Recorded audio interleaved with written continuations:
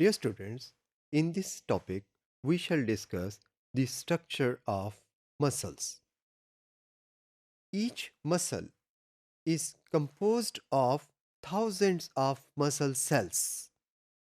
These muscle cells are called myofibers. These myofibers are thin, long, cylindrical, and multinucleated cells. These cells in a muscle are arranged in groups or bundles which are called fascicles. Each muscle cell or myofiber is about 5 to 100 micrometer in diameter and maybe many centimeters long.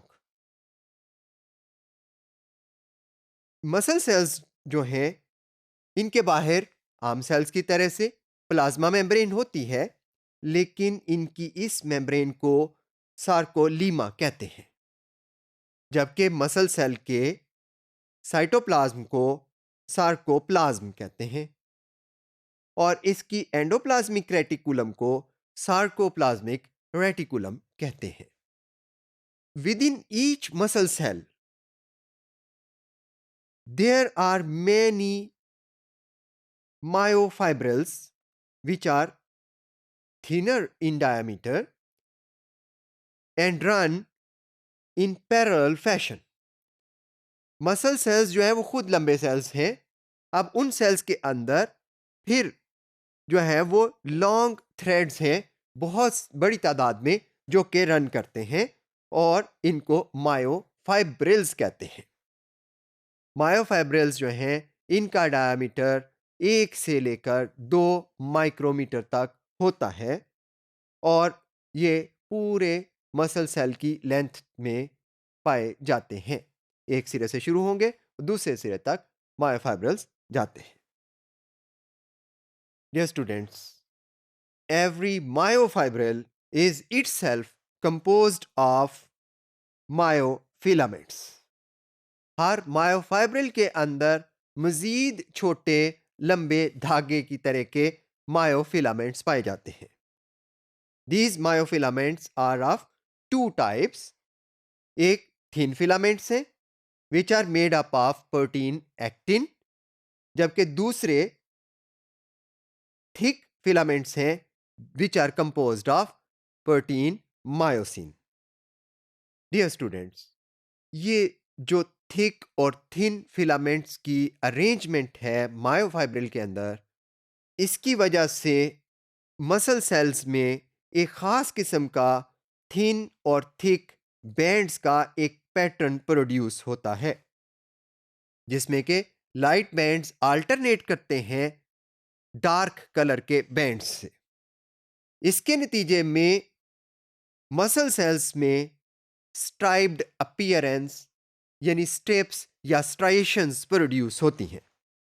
Every repeating unit of light and dark band is known as a sarcomere. और ये जो sarcomere है, this is actually the functional unit of contraction in a muscle. Dear students, now we shall discuss the detail of structure of sarcomere. एक sarcomere में दो तरह के bands मौजूद हैं, dark band and light band.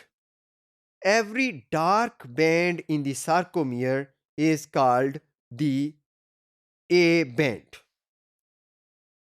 ये जो A band है ये anisotrophic होता है. That is, it can polarize visible light. इस डार्क बैंड के दरमियान का पोर्शन कंपैरेटिवली लाइटर कलर का है. ये जो लाइटर कलर का पोर्शन है या लाइटर स्ट्रिप है, इसे एच जोन कहते हैं. This H zone itself has a darker line which is called M line. इस तरह से एक डार्क बैंड हुआ, उसके अंदर थोड़ा सा पोर्शन लाइट कलर का है और उस पोर्शन के अंदर एक छोटी सी लाइन डार्क कलर की है। This is the structure of dark band. तो सार्कोमियर के डार्क बैंड को हमने देख लिया। अब हम देखेंगे कि सार्कोमियर में जो लाइट बैंड है उसका स्ट्रक्चर क्या है। लाइट बैंड को हम आई बैंड कहते हैं। This band is isotropic, that is, it is non-polarizing. It does not polarize the visible light. इस लाइट बैंड में सेंटर में there is a mid line which is called the Z line.